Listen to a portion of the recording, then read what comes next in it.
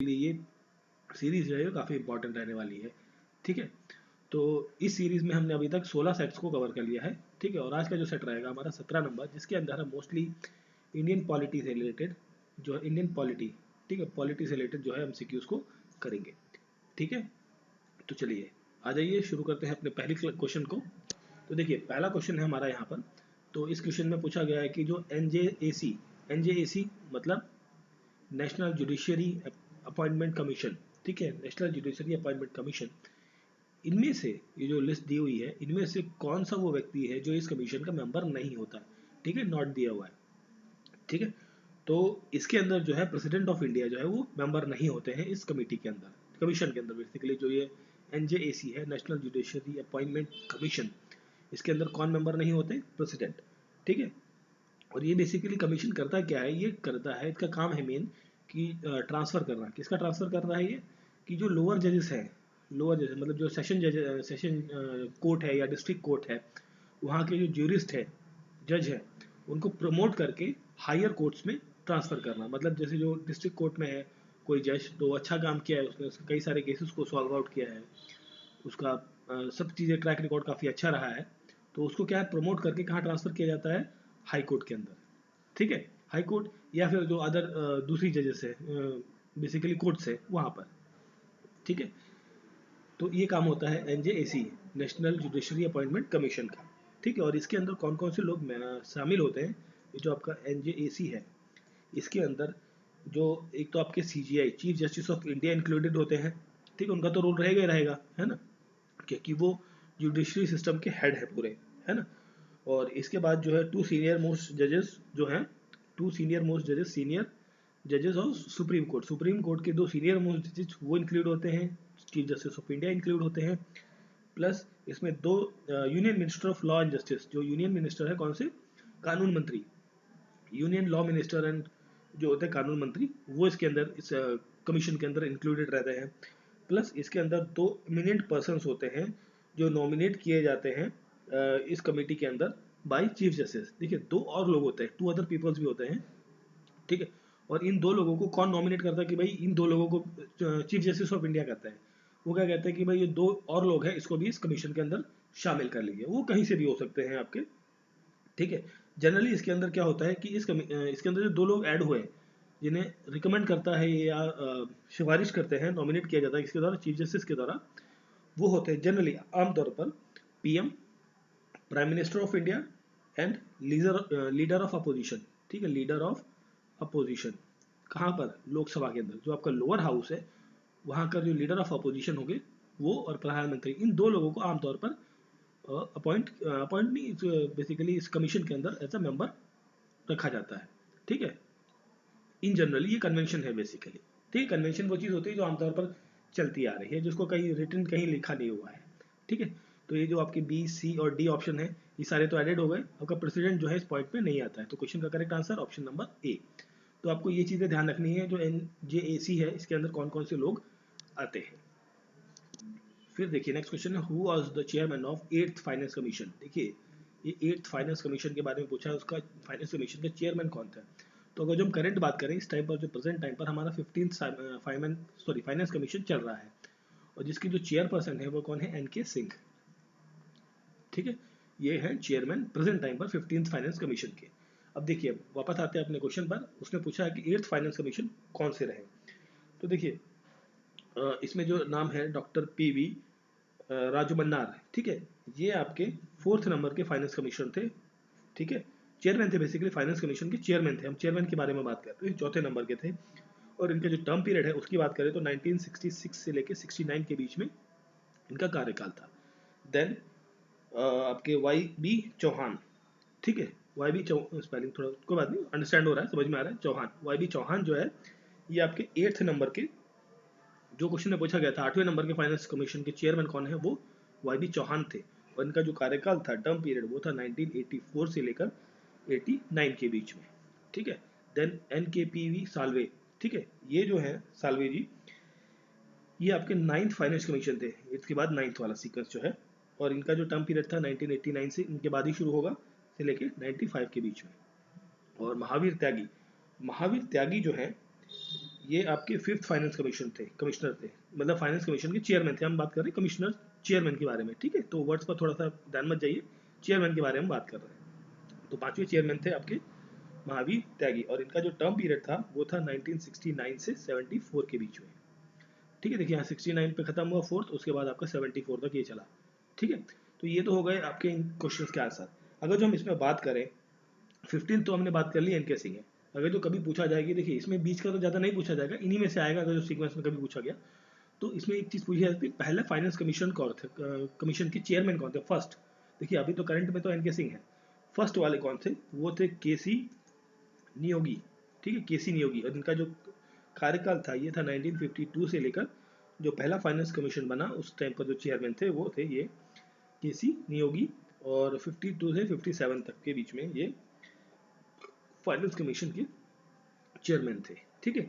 और अगर जो इसके साथ में एक और इम्पॉर्टेंट इन्फॉर्मेशन की हम बात करें तो इसके लिए जो आर्टिकल है संविधान के अंदर जो फाइनेंस कमीशन के बारे में बात करता है, वो आर्टिकल है आपका 260 260 नंबर का आर्टिकल जो है फाइनेंस कमीशन के बारे में बात करता है। कहता है कि एक फाइनेंस कमीशन होना चाहिए। और बेसिकली फाइनेंस कमीशन करता क्या है, ये क्या करता है कि जो सेंटर और स्टेट के बीच में जो फंड है, पैसा है, रेवेन्यू है, उसको डिस्ट्रीब्यूशन करने का काम करता है कि कितना पैसा जो है सेंटर के पास रहेगा, कितना किसी स्टेट को जाएगा, छोटा स्टेट है तो कम जाएगा, बड़ा स्टेट है तो ज़्यादा जाएगा, वो जो डिस्ट्रीब्यूशन का काम है मनी को, वो करता है finance commission. 280 number sorry not 260 280 sorry 280 number, इसको करेक्ट कर लीजिए, 280 नंबर आर्टिकल है इसके लिए, ठीक है। और इसके अकॉर्डिंग जो है कॉन्स्टिट्यूशन के अंदर सेटअप हुआ है, क्वासी जुडिशरी बॉडी है बेसिकली, क्वासी जुडिशरी बॉडी मतलब अर्ध न्यायिक संस्थान है बेसिकली। देखिए जुडिशरी सिस्टम आपका अलग हो गया, ये अर्ध न्यायिक है, मतलब आपने कोई फाइनेंस से रिलेटेड कुछ घपला किया तो उसमें ये थोड़ा सा एक्शन ले सकता है पार्शियली, एक लिमिटेड पॉइंट तक, ठीक है। तो क्वेश्चन का करेक्ट आंसर देखिए, हमारा क्वेश्चन था 8th वाला, तो 8th का कौन सा है, Y B Chauhan. Option number B is the correct answer of this particular question. चलिए फिर देखिए नेक्स्ट क्वेश्चन है हमारा। तो इसमें पूछा गया है इन विच ईयर ऑफ द, इन किस साल में जो सीबीआई है basically, central bureau of investigation, ठीक है, जिसके हेडक्वार्टर कहाँ पर है, आपके हेडक्वार्टर है आपके न्यू दिल्ली के अंदर, ठीक है। और इसके जो करंट टाइम पर डायरेक्टर है बेसिकली सीबीआई के, वो कौन है, ऋषि कुमार शुक्ला, ऋषि कुमार शुक्ला, ठीक है, जो करंट टाइम पर आगे डायरेक्टर हैं सीबीआई के, ठीक। तो इसमें पूछा गया कि इसकी स्थापना कब हुई थी। तो देखिए जो सीबीआई है इसकी स्थापना हुई थी 1963 के अंदर, ठीक है। क्वेश्चन का करेक्ट आंसर तो हो गया 1963, ठीक है। और ये आता है बेसिकली किसके under, this comes under the ministry of home affairs, ठीक है, गृह मंत्रालय के अंदर बेसिकली आपकी सीबीआई आती है, ठीक है। ये एक संवैधानिक संस्था नहीं है, क्योंकि जब संविधान बना था तो उस टाइम पर ये संस्था नहीं थी, ठीक है। इसको बाद में एक कमेटी आई थी जिसको कहते हैं के संथानम कमेटी, के संथानम कमेटी, ठीक है, कमेटी, ठीक, के संथानम कमेटी ने इसका जो एक रिकमेंडेशन दिया बेसिकली, के संथानम कमेटी आई थी 1962 से 64 के बीच में। तो इस कमेटी ने ये कहा कि भाई इसकी रिकमेंडेशन थी कि एक ऐसी एजेंसी बनाई जाए जो करप्शन को रोक सके, इसको बेसिक काम क्या होगा, करप्शन को रोकना, ठीक है। तो जिसके लिए ये सीबीआई स्टैब्लिश की गई, ठीक।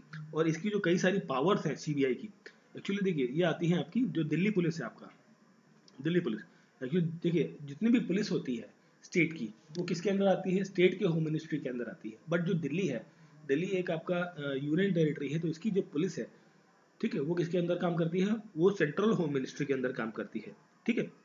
तो दिल्ली पुलिस के जो स्पेशल बेसिकली इसे पावर दी गई, दिल्ली पुलिस के जो अधिनियम थे वहां से सीबीआई को पावर दी गई, क्योंकि ये क्या थी, सेंट्रल एजेंसी थी, और सेंट्रल पुलिस जो थी वो आपके पास ऑलरेडी पहले से थी, जिसे कहते हैं दिल्ली पुलिस। तो वहां से जो कुछ पावर्स है वो ट्रांसफर कर दी गई सीबीआई को, ठीक है। अब देखिए यहाँ पर अगर जो कई बार क्वेश्चन पूछा जाए कि जो सीबीआई है वो क्या स्टैट्यूटरी बॉडी है या कॉन्स्टिट्यूशनल बॉडी है, ठीक है।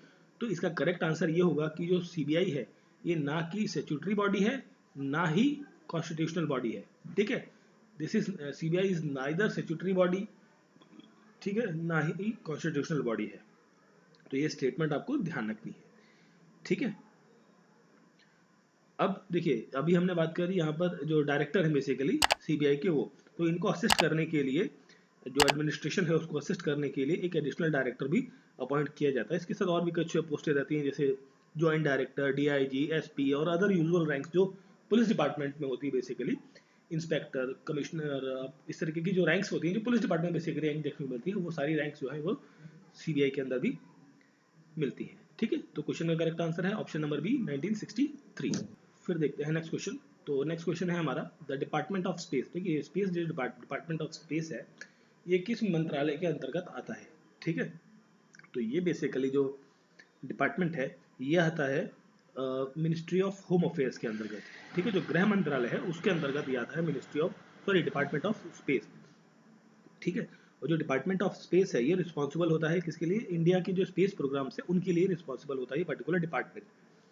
ठीक है, और ये एक सरकारी डिपार्टमेंट है, बेसिकली गवर्नमेंट डिपार्टमेंट है, जिसको कंट्रोल बेसिकली कौन करता है, कंट्रोल किया जाता है इसे प्राइम मिनिस्टर के द्वारा। आता है मिनिस्ट्री ऑफ होम अफेयर्स के द्वारा, बट कंट्रोल करते हैं इसको प्राइम मिनिस्टर। और जो पहला इंडिया का जो आपका स्पेस क्राफ्ट है बेसिकली, ठीक है, वो भेजा गया था जिसका नाम था आर्यभट्ट। ठीक है, और आर्यभट्ट कब भेजा गया था, ये भेजा गया था 19 अप्रैल 1975 के अंदर। ठीक है, ये इंपॉर्टेंट चीज़ है। आर्यभट्ट जो स्पेस सैटेलाइट है हमारी भेजी गई थी, स्पेस क्राफ्ट, जो 19 अप्रैल 1975 को भेजी गई थी। और जो स्पेस रिसर्च के फील्ड में जो काम शुरू हुआ, देखिए जब संविधान लागू हुआ उस टाइम पर हमारे पास कोई ऐसा एजेंसी या डिपार्टमेंट नहीं था कि स्पेस के फील्ड में हम काम करें, क्योंकि हम नए नए आज़ाद हुए थे। तो उसके जब हमारा संविधान लागू हुआ उसके लगभग 10 साल बाद 1960 के अंदर जो है स्पेस पर बेसिकली काम चालू हुआ। ठीक है, कि भाई लगा कि इंडिया को भी स्पेस की फील्ड में, अंतरिक्ष के फील्ड में कुछ काम करना चाहिए। ठीक है, और जो आपकी होम मिनिस्ट्री है ये रिस्पॉन्सिबल किसके लिए होती है, ये होती है आपकी जो पीस है आपका internal security, peace of control, इसके लिए रिस्पॉन्सिबल होती है। एक्चुअली जस्ट मिनट, एक्चुअली मैंने थोड़ा सा गड़बड़ बता दिया। ठीक है, ये वाला ऑप्शन नहीं होगा, इसका करेक्ट आंसर होगा नन ऑफ द अबव। ठीक है, तो होम मिनिस्ट्री के अंदर नहीं आता, ये थोड़ा सा गलत हो गया वैसे। ठीक है, तो इसको ध्यान रखिए, इस क्वेश्चन का करेक्ट आंसर है none of the above. Basically जो डिपार्टमेंट ऑफ स्पेस है वो आता है गवर्नमेंट ऑफ इंडिया के अंतर्गत, जिसको कंट्रोल करते हैं प्राइम मिनिस्टर। देखिए हमने बात करी प्राइम मिनिस्टर के बारे में, तो ये होम मिनिस्टर की कहाँ से आ गई है ना, तो ये थोड़ा सा बोलने में थोड़ा सा बताने में थोड़ा सा मिसिंग हो गया है, गड़बड़ हो गई है, तो इसको करेक्ट कर लीजिए। ठीक है, कोई बड़ी प्रॉब्लम नहीं हो जाता कई बार। तो डिपार्टमेंट ऑफ स्पेस जो है बेसिकली किसके अंदर आता है, नन ऑफ द अबव। ये बेसिकली गवर्नमेंट ऑफ इंडिया का एक पार्ट है, गवर्नमेंट ऑफ इंडिया के अंदर आता है, जिसको कंट्रोल करते हैं प्राइम मिनिस्टर। और जो स्पेस एजेंसी है इसरो, ठीक है, इंडियन स्पेस रिसर्च ऑर्गेनाइजेशन, जिसके हेडक्वार्टर कहाँ देखने को मिलते हैं, बेंगलुरु के अंदर। और जो करंट टाइम पर यहाँ के इसरो के जो चेयरमैन है वो कौन है, एस सोमनाथ। ठीक है, इनसे पहले के शिवान हुआ करते थे, के शिवान जो हुआ करते थे वो थे डायरेक्टर, बट करंट टाइम पर एस सोमनाथ जो है वो इसरो के चेयरपर्सन है। तो क्वेश्चन का correct answer option number D है। ठीक है, गवर्नमेंट ऑफ इंडिया के अंदर आता है, ये मिनिस्ट्री के अंदर नहीं आता है, ध्यान रखिएगा। ठीक है, इसको करेक्ट कर लीजिए। चलिए फिर देखिए नेक्स्ट क्वेश्चन है द हेडक्वार्टर ऑफ, इफ नहीं है यहाँ पे ऑफ होगा, the headquarter of Commonwealth of independent state, CIS, common wealth of independent state के बारे में बात कर रहा है। ये फॉर्म हुई कब, जब USSR क्या हुआ, अलग हुआ। देखिए USSR जो है आपका अलग हुआ था 1991 के अंदर। ठीक है, USSR जो है ब्रेक हुआ, टूटा, और साथ में क्या बने, कई सारे जो अलग कंट्रीज हैं, ठीक है, वो बनी। एक तो आपकी रशिया बनी, रशिया के साथ में 11 और जो है देश फॉर्म हुए, जो बने कहाँ से, सोवियत यूनियन से। ठीक है, सोवियत यूनियन से बने। और ये जो एस्टेब्लिशमेंट ओरिजिन हुआ बेसिकली, जो कॉमनवेल्थ ऑफ इंडिपेंडेंट स्टेट है, ये ओरिजिनेट हुआ था 1991 के अंदर। अगर जो हम डेट की बात करें, स्पेसिफिक डेट की, तो 8 दिसंबर 1991 को। ठीक है, और इसका जो शुरुआत हुई, जब शुरुआत कब होती है इसकी, इस ऑर्गेनाइजेशन की, CIS की, ये तब होती है जब आपकी जो लीडर्स हैं बेसिकली कहाँ के, रशिया, यूक्रेन, बेलारूस, ठीक है, साइन करते हैं कि एग्रीमेंट को, कि वो बनाना चाहते हैं एक नया एसोसिएशन। और उस एसोसिएशन को बनाकर, मतलब जो पुराना उनका एसोसिएशन था USSR, ठीक है, union of Soviet socialist Republic, इसको ब्रेक करके वो नया यूनियन बनाना चाहते थे, कॉमनवेल्थ ऑफ इंडिपेंडेंट स्टेट। ठीक है, तो जब सभी देश के अलग अलग हो गए, उसके बाद जो राष्ट्राध्यक्ष मिले, तो उनके बाद फिर ये कार्यवाही हुई। अब इसे पूछा गया कि ये हुआ कहाँ था, इसके हेडक्वार्टर्स कहाँ, ये हैं आपके मिन्स्क, बेलारूस के अंदर। ठीक है, देखिए आज की डेट में आपको बेलारूस काफ़ी अच्छे से पता होगा कि कहाँ पर पड़ता है ये आपका। वर्ल्ड में बात करें तो यूक्रेन के पास में आपका बेलारूस पड़ता है, यूक्रेन और रशिया के बॉर्डर पर शेयर करता है ये। ठीक है, क्योंकि रशिया और यूक्रेन की जो है वॉर चल रही है। ठीक है, कीव आपको पता ही लग गया है कि रशिया यूक्रेन की क्या है, कैपिटल है। ठीक है, चलिए फिर आगे बढ़ते हैं। चलिए फिर देखिए नेक्स्ट क्वेश्चन है, अ member of UPS public service commission. देखिए अब इसमें क्या है, ये पब्लिक सर्विस कमीशन के बारे में बात कर रहा है, तो जनरली ये बात कर रहा है आपके यूपीएससी के बारे में, ठीक है, जो यूनियन पब्लिक सर्विस कमीशन है उसके कॉन्टेक्स्ट में ये बात कर रहा है क्वेश्चन में, कि उसका जो मेंबर होगा कोई भी, तो वो जो ऑफिस है उसको कब तक, किस टाइम तक, कितने साल तक वो होल्ड कर सकता है, ठीक है। तो उसका करेक्ट आंसर है ऑप्शन नंबर डी, 6 ईयर। देखिए इसके लिए जो एलिजिबिलिटी है वो है आपकी 6 साल तक हो सकता है वो, ठीक है, 6 ईयर का टाइम पीरियड है, या फिर आपका 65 ईयर्स का हो जाए वो बंदा, ठीक है। तो जो भी इन दोनों कंडीशंस में से पहले फुलफिल होगी, अर्लियर होगी, है ना, तो वो उसकी क्या होगी, रिटायरमेंट टाइम होगा। मतलब अगर जो कोई व्यक्ति 63 में अपॉइंट होता है as a member of UPSC, तो वो 65 ईयर के मतलब 3 साल के बाद वो रिटायर हो जाएगा अपनी पोजीशन, 2 साल के बाद अपनी पोस्ट पे रिटायर हो जाएगा। और अगर जो कोई व्यक्ति 59 पे अपॉइंट होता है तो वो अपना 65 तक का पूरा जो 6 साल का टर्म पीरियड है वो कंप्लीट करेगा। इफ इन केस कोई पर्सन अगर जो 55 की ईयर में अपॉइंट होता है, ठीक है, तो वो 61 तक तो चलेगा, बट वो अपना 65 वाला टाइम पीरियड वो कंप्लीट नहीं करेगा, क्योंकि देखिए 6 साल इसके यहीं पे पूरे हो गए 61 में, तो भाई साहब जो है 61 में ही क्या हो जाएंगे, रिटायर हो जाएंगे, ठीक है। फिर हम बात करें कि जो मेंबर है यूपीएससी का, या यूपीएससी के basically union public service commission का, वो अपना रेजिग्नेशन, अगर जो कोई अपना कार्यकाल पूरा करने से पहले ही चाहता है कि भाई वो छोड़ दे पद, इस्तीफा देना चाहता है, तो किसको देगा, वो अपना रेजिग्नेशन जो है प्रेसिडेंट ऑफ इंडिया, राष्ट्रपति को देगा, ठीक है, किसको देगा, राष्ट्रपति को देगा, ठीक है। और ये तो रेजिग्नेशन की बात होगी। अगर जो किसी मेंबर कोई अनफिट पाया जा रहा है, ठीक है, तो उसको इंक्वायरी के बाद क्या है, उसको रिमूव किया जा सकता है before the expiry time of the age, उसकी एज, जो एज का फैक्टर है उससे पहले भी उसको क्या है, उसके पद से हटाया जा सकता है, ठीक है। और ये पद, ये जो प्रोसीजर है हटाने का, ठीक है, removing from the post of a member of public service commission, ये जो है मेंशन की गई है कहाँ पर, कॉन्स्टिट्यूशन ऑफ इंडिया में, भारत के संविधान के अंदर ये चीज़ लिखी गई है, ठीक है। तो 6 ईयर आपका रहेगा यहाँ पर, ठीक है। चलिए फिर देखते हैं, नेक्स्ट क्वेश्चन है हमारा, इंपॉर्टेंट क्वेश्चन है, आर्टिकल नंबर 110, ठीक है, 110 जो आर्टिकल है ये बात करता है which of the following houses money bill can be introduce. जो देखिए ये किस बारे में बात करता है, मनी बिल के बारे में बात कर रहा है, कुल मिला के 110 नंबर का जो आर्टिकल है, ठीक है। तो मनी बिल जो है किस सदन के द्वारा इंट्रोड्यूस किया जाता है, सदन में, ठीक है। तो अब देखिए यहाँ पर जो है एक तो राज्यसभा लिखा हुआ है, ठीक है, दूसरा लोकसभा लिखा हुआ है, ठीक, और थर्ड लिखा है विधानसभा और लोकसभा, ठीक है, या बोथ ए एंड बी लिखा हुआ है। अब देखिए ये जो पर्टिकुलर क्वेश्चन है, इस केस में अगर जो हम बात करें कि जो मनी बिल है बेसिकली आपका, ये इंट्रोड्यूस किया जाता है सिर्फ ऑनली, यहाँ पर आपका लगेगा टर्म ऑनली, कहाँ पर, लोकसभा के अंदर, जो आपका लोअर हाउस है, हाउस ऑफ द पीपल जिसे कहते हैं, उसके अंदर, या फिर अगर जो स्टेट की बात कर रहे हैं, ये तो सेंटर की बात हो गई, स्टेट की बात कर रहे हैं तो वो कहाँ पर होगा आपका, जिसे कहते हैं लेजिस्लेटिव असेंबली, ठीक है, लेजिस्लेटिव असेंबली के अंदर, जो विधान सभा जिसे कहते हैं, ठीक है। अब इसके साथ में दूसरी चीज़ क्या होती है, एक तो अपर हाउस होता है, या फिर आप राज्यसभा कहते हैं जिसे, यहाँ पर एलसी होता है, लेजिस्लेटिव काउंसिल, ठीक है, परिषद होती है।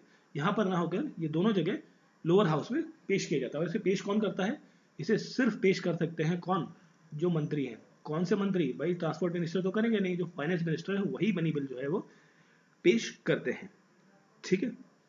तो देखिए अब ये तो हो गई लोकसभा और लेजिस्लेटिव असेंबली।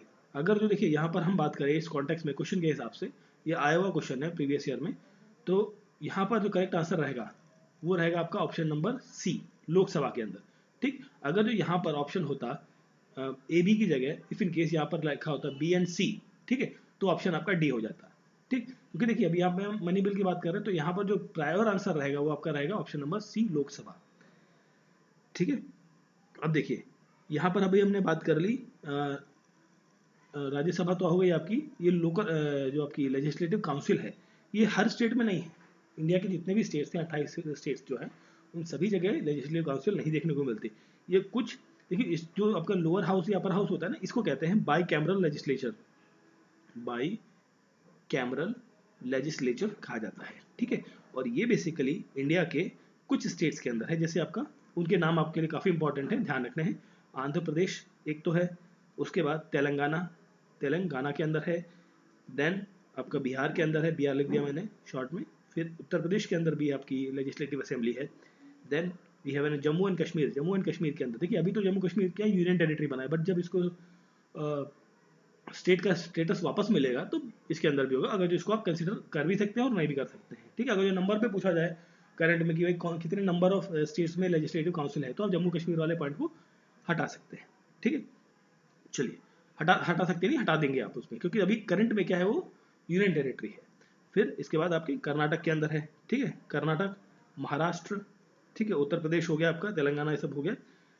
ठीक है, तो इन सभी जगह में, इन स्टेट्स में, मतलब 1 2 3 4 5 6 7, ये 7 स्टेट्स के अंदर जो है आपका क्या देखने को मिलता है, बाई कैमरल लेजिस्लेशन का जो सिस्टम है, जिसमें लोअर हाउस मतलब लेजिस्लेटिव असेंबली, विधान परिषद और विधान सभा दोनों देखने को मिलती है।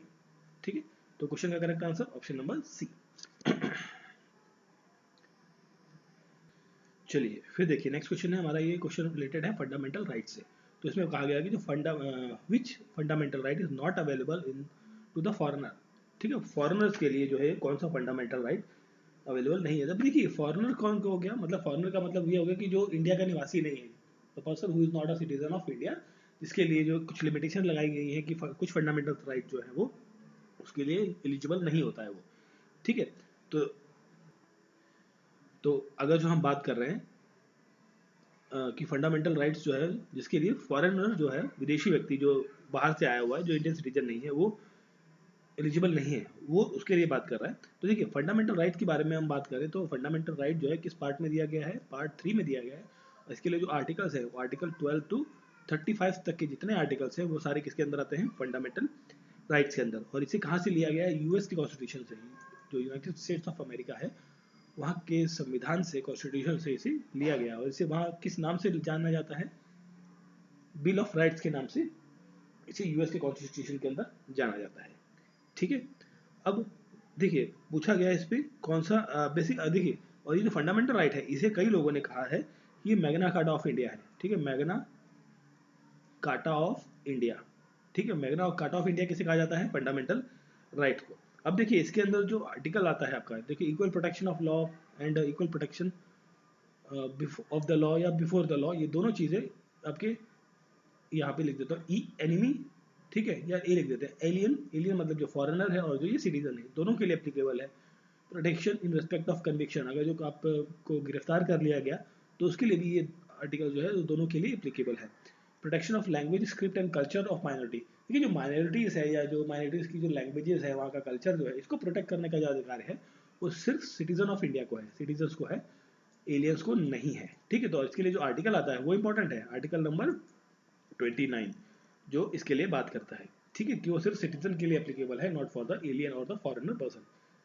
अब नेक्स्ट है राइट टू एलिमेंट्री एजुकेशन, जो एलिमेंट्री एजुकेशन, जो बेसिक एजुकेशन है आपकी 14 साल तक जो एजुकेशन मिलनी है, वो एलियन और फॉरेनर दोनों के लिए एप्लीकेबल है। ठीक है, करेक्ट, तो क्वेश्चन का करेक्ट आंसर है ऑप्शन नंबर सी। फिर देखिए नेक्स्ट क्वेश्चन है Saha institute of nuclear physics, जो ये है आपका Saha institute of nuclear physics, इसे अगर जो शॉर्ट में लिखें तो इसे कहेंगे SINP। ठीक है, Shah institute of nuclear physics, ये कहाँ पर लोकेटेड है, ये लोकेटेड है आपका कोलकाता के अंदर। और कोलकाता किस रिवर के किनारे है, हुगली रिवर के किनारे बसा हुआ शहर है, जो वेस्ट बंगाल की कैपिटल है आपकी कोलकाता। ठीक है, और यहाँ पर वर्ल्ड फेमस हावड़ा ब्रिज देखने को मिलता है। कौन सा ब्रिज, हावड़ा ब्रिज, कोलकाता के अंदर। ठीक है, अब तो हो गया आपका कोलकाता के अंदर है। अब कोलकाता में अगर जो कभी पूछा जाए कि एग्जैक्ट पोजीशन क्या है, वो है आपकी विधान नगर। कौन सी, विधान नगर नाम की जो जगह है, वहाँ पर इसके ये जो Saha institute of nuclear physics है वो वहाँ पे देखने को मिलता है। और इस इंस्टीट्यूट के अंदर ही बेसिकली क्या करता है, बेसिक रिसर्च और ट्रेनिंग का काम करता है, और फिजिकल और बायोफिजिकल जो साइंस है उससे रिलेटेड स्टडी या रिसर्च इसके अंदर होती है। ठीक है, इसका जो एक्चुअली नाम पड़ा था ये शाह इंस्टीट्यूट, एक राजा हुआ फिजिस्ट होते थे। ठीक है, भौतिज्ञ, ठीक है, हिंदी में लिखेगा जो भौतिज्ञ। ठीक है, भौतिज्ञ जो होते हैं उनका नाम था मेघनाद, मेघनाद शाह। ठीक है, ये उनके नाम पर ही रखा गया है। ठीक, और इसकी जो स्थापना हुई थी ये कब हुई थी, देखिए 1950 के अंदर, जब आपका संविधान बना था उससे पहले ही इसकी, मतलब बन तो गया था बट इनेक्ट हुआ था जो उसी साल, बेसिकली कह लीजिए उसी साल ये आपका इस्टेब्लिश हुआ था। ठीक है, चलिए फिर देखिए नेक्स्ट क्वेश्चन है ये राजस्थान से रिलेटेड क्वेश्चन, राजस्थान में आया हुआ क्वेश्चन है। तो who is the first chairman of Rajasthan state public service commission, इसे कहते हैं आरपीएससी के नाम से जाने जाते हैं आप। ये इसके जो फर्स्ट चेयरमैन हैं वो कौन रहे हैं, वो रहे हैं एस के घोष। ठीक है, एस के घोष जो है वो फर्स्ट चेयरमैन रहे हैं राजस्थान पब्लिक सर्विस कमीशन के। अब देखिए, जो राजस्थान के पब्लिक सर्विस कमीशन है, इसके जो चेयरमैन है उसके अपॉइंटमेंट कौन करता है, प्रेसिडेंट नहीं करते। ये स्टेट की बात हो गई, तो यहाँ पर जो अपॉइंटमेंट है वो कौन करेगा, गवर्नर करते हैं। और अगर जो चेयरमैन को या जो मेंबर ऑफ द कमीशन है उनको रिजिग्नेशन देना है, इस्तीफा देना है, तो वो किसको देंगे, गवर्नर को देंगे। ठीक है, अब देखिए, ये जो जब इसकी फॉर्मेशन हुई थी basically Rajasthan public service commission की, तो इस टाइम पर जब इसकी जो गठन हुआ था, एक्चुअली ये बहुत पुराना है। इसका जो बेसिकली फॉर्मेशन रखा गया, बनाए बेसिकली ये स्टैब्लिश हुआ था 16 अगस्त 1949 को। ठीक है, ये इतना पुराना है, मतलब संविधान बनने से पहले की बात है ये। ठीक है, ये उस टाइम पर बना था। और इसके अंदर जो है बेसिकली जो बड़े बड़े घराने आते थे। देखिए उस टाइम पर क्या है, राजस्थान एक बहुत बड़ा एरिया टेरिटरी हुआ करता था, जिसमें आपका जयपुर, जयपुर वाला जो पूरा एरिया है, आपका जोधपुर वाला जो पार्ट है, जोधपुर, ठीक है, जोधपुर और बीकानेर, ये बड़ा वाला जो इतना इतना बड़ा एरिया था, साम्राज्य था। ठीक है, मतलब बड़ा स्टेट था, इसका रीनेमिंग नहीं हुआ था उस टाइम पर। तो ये सारा इस पर्टिकुलर पब्लिक सर्विस कमीशन के ज्यूरिडिक्शन में बेसिकली आता था। ठीक है, चलिए फिर बात करते हैं नेक्स्ट क्वेश्चन की, the planning commission of India. देखिए प्लानिंग कमीशन, इसका नया नाम जो क्या है वो है, क्या है, नीति आयोग। ठीक है, आयोग। और इसका जो रीनेमिंग हुआ है ये कब हुआ था, 2015 के अंदर। ठीक है, अब देखिए, ये पूछा गया कि जो प्लानिंग कमीशन है या नीति आयोग जो है वो कॉन्स्टिट्यूशनल बॉडी है, स्टैट्यूटरी बॉडी है, या आपका दोनों है, या इनमें से कोई नहीं है। ठीक है, चलिए फिर देखिए, पूछ रहे हैं हम इसमें कौन सी बॉडी है। तो ये बेसिकली क्वेश्चन का करेक्ट आंसर है नन ऑफ द अबव। जैसे आपका एक और चीज़ थी ना, जैसे ये बेसिकली प्लानिंग कमीशन या नीति आयोग जो है, ये ना ही कॉन्स्टिट्यूशनल बॉडी है ना ही स्टैट्यूटरी बॉडी है। ठीक है, और इसकी जो स्थापना हुई थी भारत सरकार के द्वारा की गई थी, गवर्नमेंट ऑफ इंडिया के द्वारा 1950 के अंदर। ठीक है, और जो प्राइम मिनिस्टर होते हैं, पीएम, प्राइम मिनिस्टर, वो जो होते हैं करंट प्राइम मिनिस्टर, जो सिटिंग प्राइम मिनिस्टर होते हैं, वो होते हैं इसके एक्स ऑफिशियो चेयरमैन। ठीक है, जो प्लानिंग कमीशन रिप्लेसिंग की बात हमने करी 2015 में, और डेट की बात करेंगे, जो कभी डेट पूछी जाए तो 1 जनवरी रहती है आपकी 2015। ठीक है, अब planning commission was mandate to made 5 year plans. Actually planning commission था ना उस टाइम पर जब बना था ये, तो इसके लिए मैंडेटरी था कि ये पंचवर्षीय योजनाएं लाए, ये 5-5 साल के जो काम करने हैं देश के अंदर या किसी पर्टिकुलर स्टेट के अंदर, तो वो एक पहले से प्रपोज्ड प्लानिंग्स करके देती थी। ठीक है, तो इसके लिए मैंडेट था कि 5 साल का ही उसको कार्यक्रम बना के देना है। ठीक है, और फर्स्ट प्लानिंग ईयर जो है, फर्स्ट 5 ईयर प्लानिंग जो है, पहली पंचवर्षीय योजना, फर्स्ट पंचवर्षीय योजना जो है, ये लॉन्च हुई थी 1951 के अंदर। ठीक है, और ये शुरू एक्चुअली इसके लिए जो शुरू हुआ था ये मॉडल बेसिकली, इसके लिए मॉडल एक इंपॉर्टेंट है कि इस मॉडल पर बेस था, ये था हेरोड हेरोड दोमर हेरोड दोमर मॉडल। ठीक है, उस पर बेस्ड है आपका ये प्लानिंग कमीशन का जो फर्स्ट में बेसिकली पंचवर्षीय योजना जो लागू करेगी। ठीक है, चलिए फिर देखिए नेक्स्ट क्वेश्चन है हमारा। इसमें पूछा गया, देखिए लोकायुक्त, आपको एक बहुत बड़ा आंदोलन आपको ध्यान होगा, अन्ना हजारे। ठीक है, अन्ना हजारे का जो ये मूवमेंट था, हजारे का।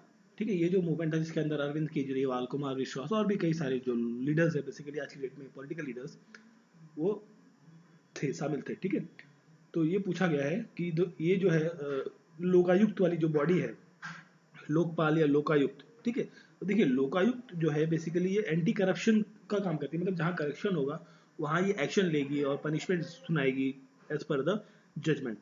ठीक है, तो ये शुरुआत की गई थी सबसे पहले राजस्थान के अंदर। लोकायुक्त इंस्टीट्यूशन जो सबसे पहले क्रिएट किया गया था राजस्थान लोकायुक्त, और उसका सब लोकायुक्त एक्ट आया था 1973 के अंदर, जिसके अंदर इन्वेस्टिगेट करना, ठीक है, और इन्वेस्टिगेट करना है कंप्लेन को जो रिलेटेड किससे रहेंगी, करप्शन या miss use of the post, जो पोस्ट है जिस पोस्ट पर कोई व्यक्ति बैठा है। बेसिकली ये जो लोकायुक्त है या लोकपाल है, ये किस चीज़ के लिए था, ये था आपके जो गवर्नमेंट एम्प्लॉयज़ हैं जो अपना काम सही से नहीं करते हैं, करप्शन करते हैं। ठीक है, तो उनके खिलाफ जो ये बॉडी बनाई गई थी। ठीक है, और ये पूछा कि किस टाइप की बॉडी है, ये एक नॉन कॉन्स्टिट्यूशनल, क्योंकि ये बाद में बनी है 73 और उसके बाद फिर अभी बनी है 2013 के बाद जो लोकपाल आया, तो उसमें ये जो है कॉन्स्टिट्यूशनल बॉडी तो नहीं है। ठीक है, ये क्या है, एक एडवाइजरी बॉडी है, कॉन्स्टिट्यूशन नॉन कॉन्स्टिट्यूशनल और संवैधानिक, और साथ में आपकी एडवाइजरी बॉडी का काम करती है। ठीक है, देखिए ये देखिए, एक तो ये लोकायुक्त हो गया, तो लोकायुक्त मतलब कि हर स्टेट का अलग अलग होगा, राजस्थान का अलग होगा, उत्तर प्रदेश का अलग होगा, तो उसका जो टेरिटोरियल एरिया है वो कहाँ है आपका, सीमित है उस पर्टिकुलर स्टेट के अंदर। और फिर एक लोकपाल होता है, लोकपाल जो है, जन लोकपाल बिल आया था जो, तो उसका जो दायरा है वो ऑल इंडिया जो सेंट्रल गवर्नमेंट एम्प्लॉयज है उनके लिए स्पेशली वो बनाया गया। ठीक है, तो क्वेश्चन का करेक्ट आंसर है option number C, non constitutional and advisory body है ये। चलिए फिर देखिए,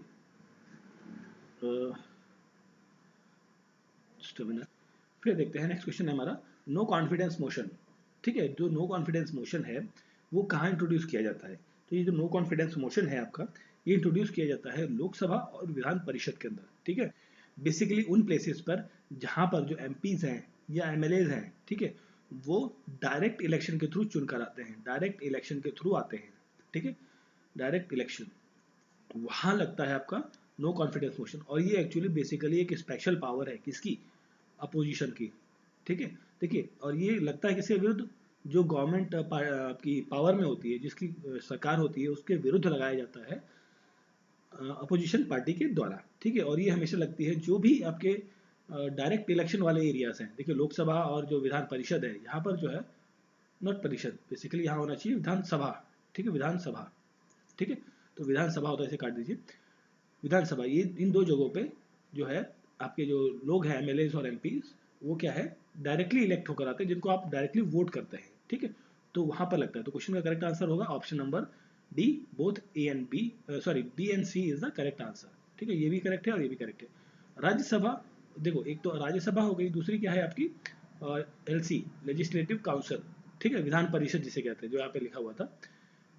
ठीक है, तो यहाँ पे अगर विधान परिषद लिखा है तो करेक्ट आंसर ये भी ले सकते हैं हम। आई थिंक आपको समझ में आ गया होगा कि होता कहाँ का है। ऑप्शंस पर ज़्यादा ध्यान मत दीजिए, ये आपको मॉडिफाई करके भी मिल सकते हैं। ठीक है, आपको कॉन्सेप्ट और चीज़ें पता होनी चाहिए। ओके, तो ये जो है बेसिकली ये क्या कहलाती हैं, अपर हाउस कहलाती हैं आपकी, किसी भी एरिया की, मतलब आपका जो सेंटर में है या स्टेट में है वो क्या, अपर हाउस। और ये क्या होता है, परमानेंट हाउस होता है, परमानेंट हाउस होता है। ये कभी भी डिजॉल्व नहीं होता। ठीक है, खत्म नहीं किया जाता, ये हमेशा चलता रहता है। ठीक है, और उसके जो मेंबर्स होते हैं उनका जो कार्यकाल होता है वो 6 साल का होता है, 6 ईयर्स का जो टाइम पीरियड होता है। जो ये आपके डायरेक्ट वाले हैं, इनका टाइम पीरियड कितना होता है, 5 साल के लिए ये इलेक्ट होकर आते हैं। और after every 5 years election is going on. ठीक है, तो ये सब था जो आपका ये पर्टिकुलर लेक्चर है, जिसका आई थिंक सेट नंबर 17 और 18 समथिंग आई थिंक है ना। तो जो भी सेट नंबर है, ये 17 है या 18 है, जो भी है 17 है बेसिकली, राइट। 17 सेट है उसके, इसके अंदर हमने जो पॉलिटी है, पॉलिटी के कुछ इंपॉर्टेंट क्वेश्चंस और उसके साथ कई सारे फैक्ट्स को हमने डिस्कस किया। देखिए, अब जो एक्चुअली आपके लिए ये जानना बहुत ज़रूरी है कि जो क्वेश्चन पेपर आता है आज की डेट में, किसी भी फॉर्मेट का हो, चाहे एसएससी का हो या किसी भी और एग्जाम का, उसमें डायरेक्ट क्वेश्चन नहीं आते हैं। आपको कॉन्सेप्ट से रिलेटेड चीज़ें आती है, मतलब लो कॉन्फिडेंस, आपको नो कॉन्फिडेंस मोशन जो है इसके बारे में पूरा पता होना चाहिए, कब आता है, कहाँ आता है, कौन ला सकता है। ठीक है, तभी आप कर सकते हैं, क्योंकि डायरेक्ट क्वेश्चन का जो है ट्रेंड थोड़ा सा खत्म हो जा रहा है, कम हो रहा है। ठीक है, तो आपको कॉन्सेप्ट, जितने भी क्वेश्चंस मैं करता हूँ बेसिकली टेस्ट प्रैक्टिस सेट में जो, या फिर सब्जेक्ट वाले जो वीडियोस हैं, उसमें मैं कोशिश करता हूँ कि उस पर्टिकुलर क्वेश्चंस के आसपास जितनी इन्फॉर्मेशन हो सकती है वो मैं आपके साथ शेयर करूँ, ताकि अगर जो उस पर्टिकुलर टॉपिक से कुछ भी क्वेश्चन आए तो आप उसको आसानी से अटेम्प्ट कर सकें। ठीक है, फॉर एन एग्जाम्पल अभी जो आपका पेपर हुआ था बिहार का, बिहार पब्लिक सर्विस कमीशन का जो ए का पेपर हुआ है, इसके अंदर जो जीएस का पेपर हुआ, उसके अंदर एक क्वेश्चन आया मोहनजोदाड़ो का से रिलेटेड। तो उसमें पूछा गया कि ऐसी कौन सी साइट है, क्वेश्चन में था, ठीक है, उसमें डायरेक्ट ये पूछा गया कि जो ऐसी कौन सी साइट है जहाँ पर जो ड्रेनेज सिस्टम है वो बहुत बेहतरीन तरीके से पाया गया है, मतलब वेल सेटल्ड और वेल प्लान्ड सिटी जो है वो कौन सी है। थोड़ा सा उसको लैंग्वेज के टर्म में उसको कन्वर्ट कर दिया, तो वो तो आपको आंसर पता है कौन सा है। तो इस तरीके के बेसिकली कहने का मतलब है क्वेश्चन आजकल देखे जा रहे हैं। ठीक है, तो आपके लिए बस एक छोटा सा काम, वीडियो देखने के बाद आपको लाइक, सब्सक्राइब और बेल आइकन प्रेस करना है, ताकि नेक्स्ट वीडियो का नोटिफिकेशन आपको मिल जाए। तो पढ़ते रहिए, मिलते हैं नेक्स्ट वीडियो में। Thank you for watching.